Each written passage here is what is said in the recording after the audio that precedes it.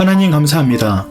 바울이 고린도 교회에 전했던 그 진심의 편지가 오늘 우리에게도 전해지게 하시고 말씀을 따라 힘을 얻는 오늘 하루가 될 수 있도록 인도하여 주시옵소서.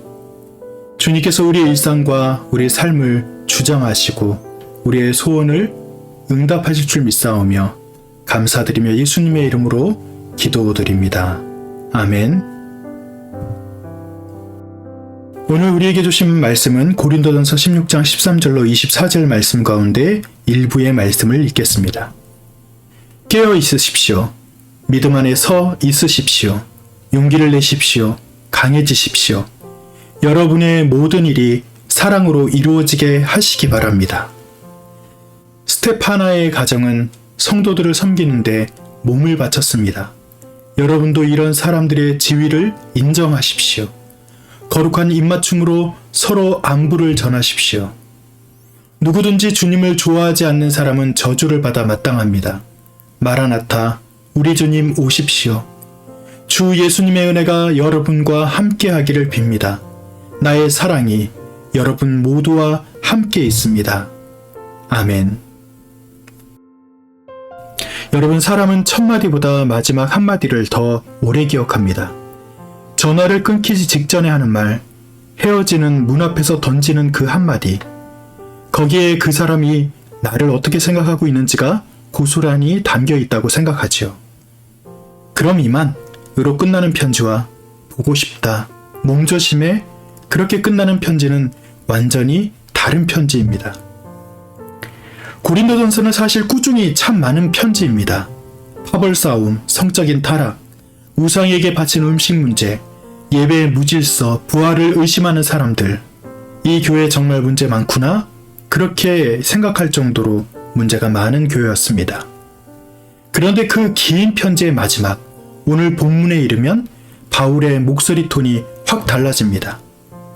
오늘 우리는 바울의 마지막 한마디를 따라가 보겠습니다. 그리고 그 끝에서 우리 자신에게 한 가지 질문을 던지려고 합니다. 나는 지금 사랑으로 공동체를 세우고 있는가? 바울은 5개의 짧고 강한 명령으로 편지를 마무리합니다. 마치 훈련병에게 외치는 교관의 구령 같습니다. 깨어 있으십시오. 믿음 안에 서 있으십시오. 용기를 내십시오. 강해지십시오. 첫 번째 깨어 있으라. 이 단어는 밤새 보초를 서는 병사의 모습입니다. 죄는 큰 결심으로 무너뜨리는 게 아니라 영적으로 나른해진 틈으로 스며듭니다. 오늘 우리에게 깨어있으라는 말은 무슨 뜻일까요? 끌려다니지 말라는 것입니다.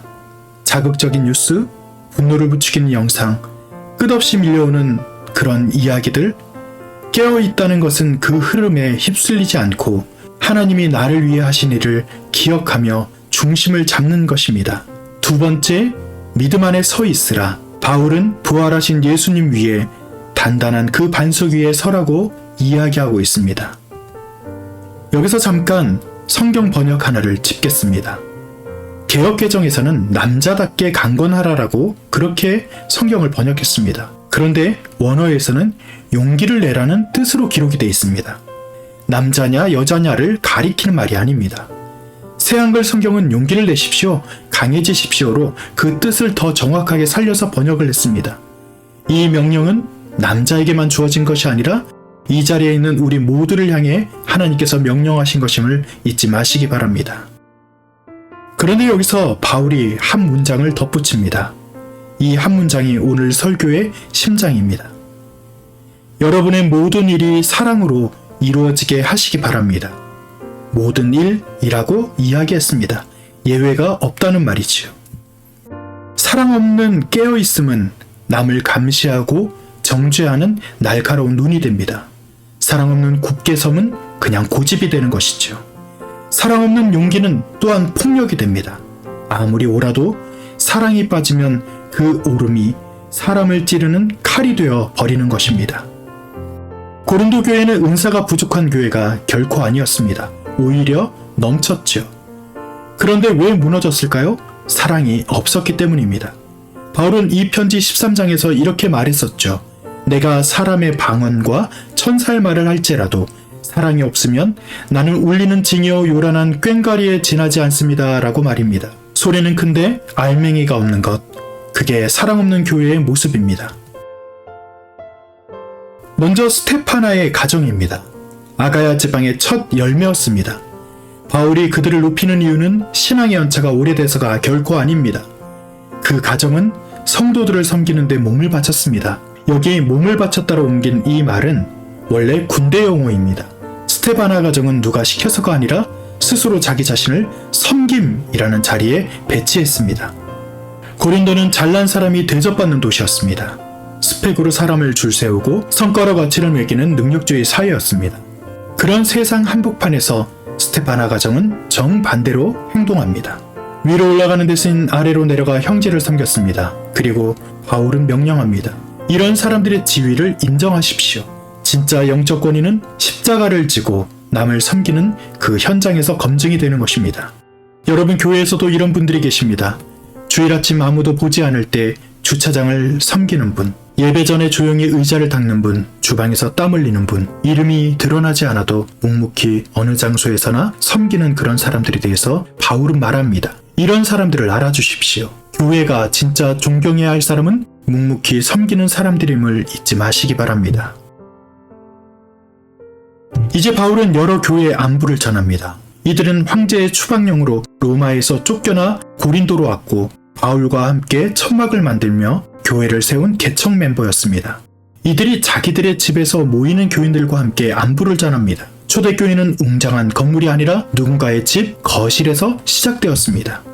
그 다음 20절, 오늘 본문에서 가장 급진적인 명령이 나옵니다. 거룩한 입맞춤으로 서로 안부를 전하십시오. 당시 입맞춤 인사는 가족끼리 혹은 신분이 같은 사람끼리만 나누던 인사 방법이었습니다. 그런데 바울은 거룩한 이라는 말을 거기에 붙입니다. 주인과 종이, 유대인과 이방인이, 부자와 가난한 자가 서로 입을 맞추라는 것입니다. 복음이 실제로 벽을 허물었다는 증거를 몸으로 보이라는 명령이었던 것이죠. 오늘 우리의 사회는 어떻습니까? 세대가 갈리고 빈부가 갈리고 정치 성향으로 서로를 원수처럼 여깁니다. 바로 그런 시대의 교회는 세상이 갈라놓은 벽을 그리스도 안에서 허무는 자리가 되어야 한다고 이야기하고 있습니다. 마지막으로 바울은 직접 씁니다. 이 인사는 나 바울이 손수 씁니다 라고 말입니다. 그 많은 꾸중이 눈물로 쓴 아버지의 편지였음을 보여주는 손도장처럼 그렇게 마지막을 기록하고 있습니다.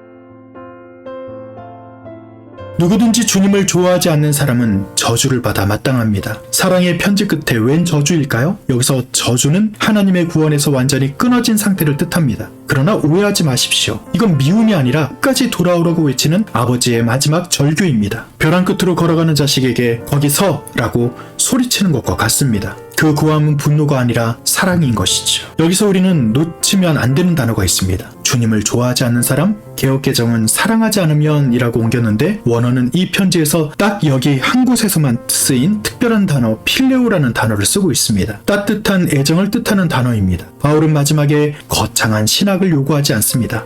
딱 하나를 묻습니다. 당신은 주님을 좋아합니까? 예수님이 좋습니까?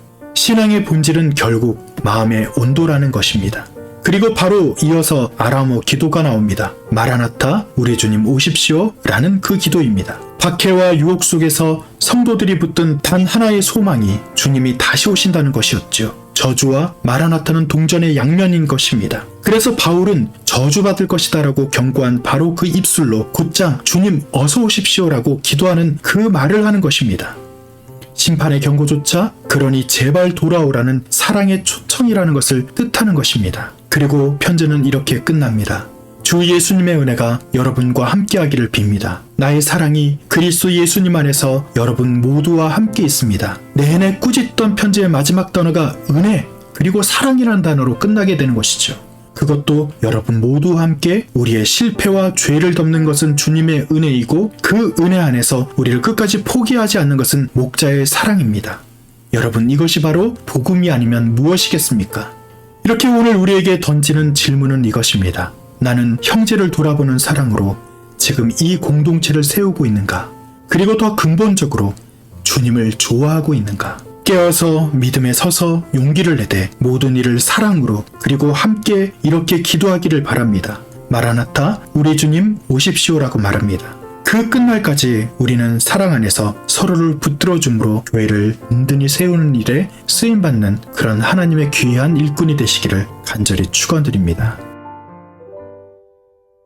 오늘 말씀을 돌아봅니다. 바울의 마지막은 거창한 말로 끝나지 않습니다. 사랑하고 있느냐? 좋아하고 있느냐?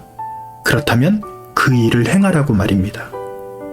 우리가 하나님을 믿는다는 것은 엄청난 일을 하는 것이 아니라 오늘도 주님을 좋아하는 것입니다.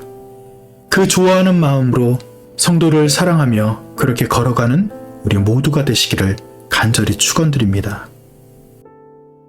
지금은 우리 주 예수 그리스도의 은혜와 하늘아버지의 극진하신 사랑하심과 내주 성령님의 도우심과 그 인도하심 아래 주님을 좋아하고 사람을 세우고 또 사람을 사랑하는 일에 앞장서기를 소원하는 하나님의 귀한 거룩한 백성들 머리 위에 저들의 가정과 저들의 교회 위에 주님께서 영원히 함께 하시기를 간절히 축원드리옵나이다.